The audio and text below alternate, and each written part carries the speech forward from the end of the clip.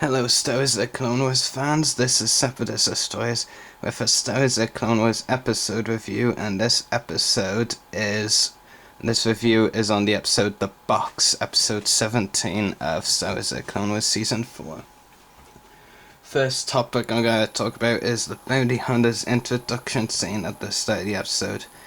Now, I won't try and be too critical of this scene because it was pretty interesting, but I do have a complaint. You see, Dave Filoni and crew are always going on about how they can't do this, they can't do that, etc. because they have limited time in which to do it. However, they spend 1.5 minutes, pretty much, introducing us to 11 bounty hunters, the majority of which we knew were going to die in this episode. A few of whom, Embo, Cad Bane, even Reiko Herdeen now, we already knew about, and knew about their backstory, etc. and all that.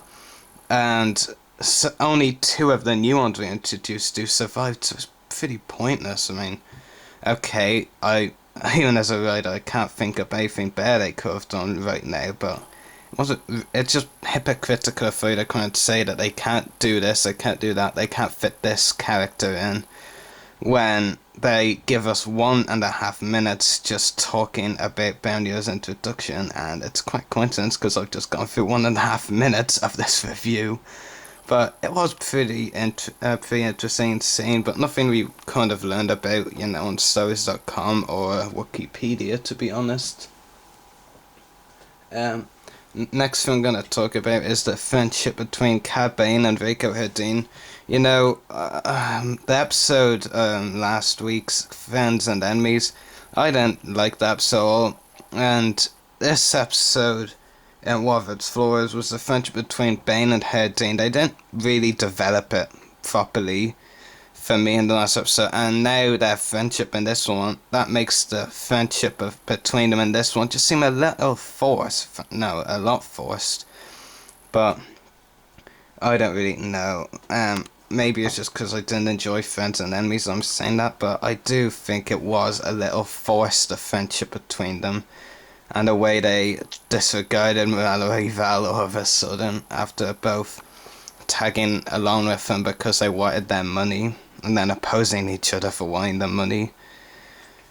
And even at the end of Friends and Enemies, Bane and Obi-Wan Herdeen were still opposed to each other, so like I said, the friendship between them in this episode really did feel very forced.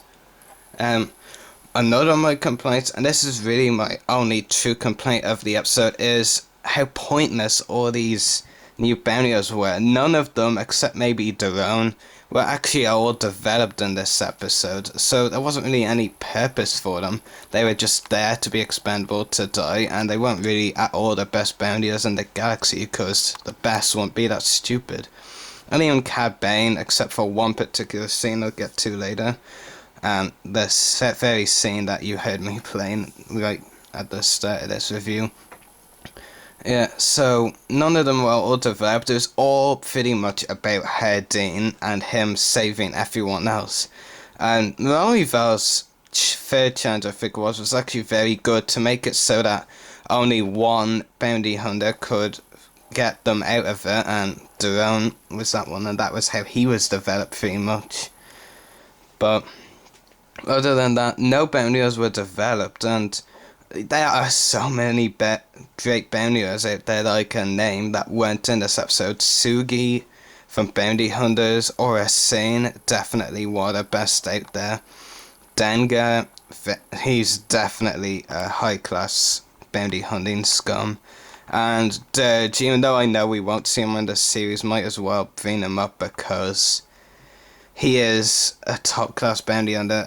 So you may be surprised here I don't actually like him, but yeah, I do think that these so-called best bounty hunters aren't really what they are. And I mean, one of them even died within like 10 minutes of us seeing him, but Duggar, the one who had Cad Bane's old hat, and Bane awesomely got it back. Next thing is the Yoda Anakin scene. That was really the only moment in the episode that didn't focus on bounties. I really liked that scene actually. But it would have worked so much better in the last episode, to be quite frank. It didn't really seem like a place in this episode, especially as Anakin has already sensed Obi-Wan is alive by now, as he did at the end of Friends and Enemies. Maybe if this scene was before that fight between Bane and Herdine and Anakin, Ahsoka, and whatever you want to call it, then maybe I would have agreed with the plot of it a bit more, but it just doesn't really seem to make sense the way they did do it.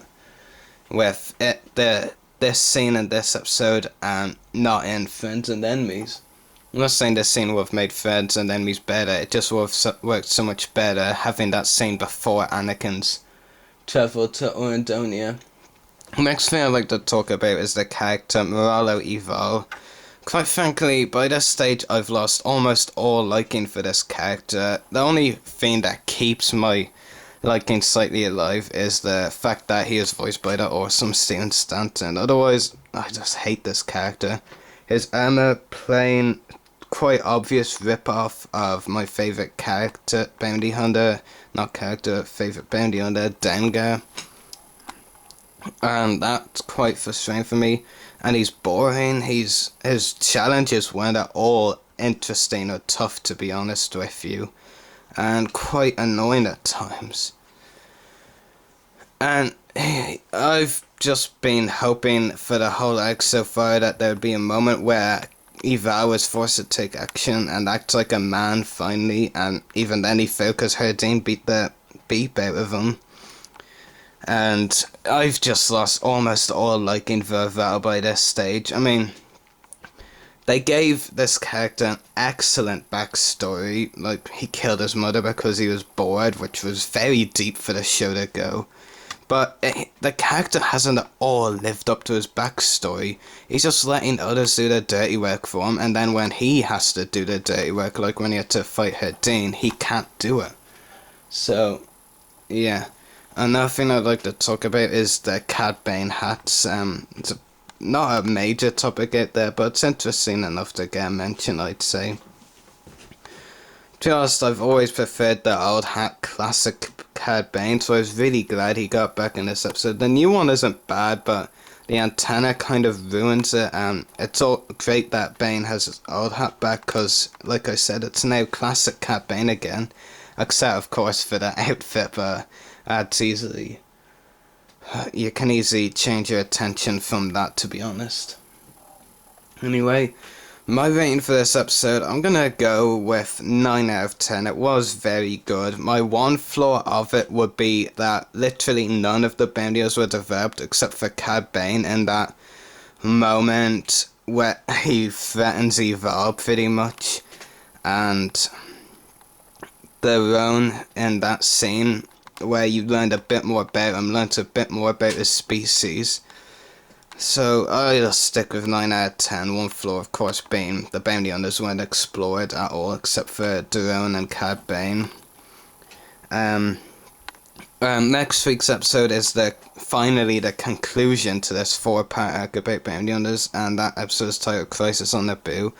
Finally, the thing we've been looking for, no, I won't say looking forward to in this arc, is the attempt to kidnap Palpatine. Now, since we saw in the previews Ambo and a speeder with Palpatine chased by Mace Windu, and then there's also gonna be an Anakin v Dooku duel. Oh, sorry, Anakin and Obi-Wan v Dooku. You see both of them charging Dooku at one point, and Obi-Wan appears to have hair in that shot, so appears Obi-Wan will be back to normal at some point in next week's episode.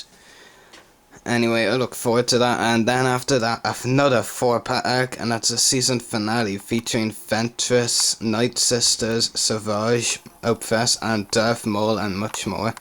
Anyway, hope you've all enjoyed this review. May the Force be with you.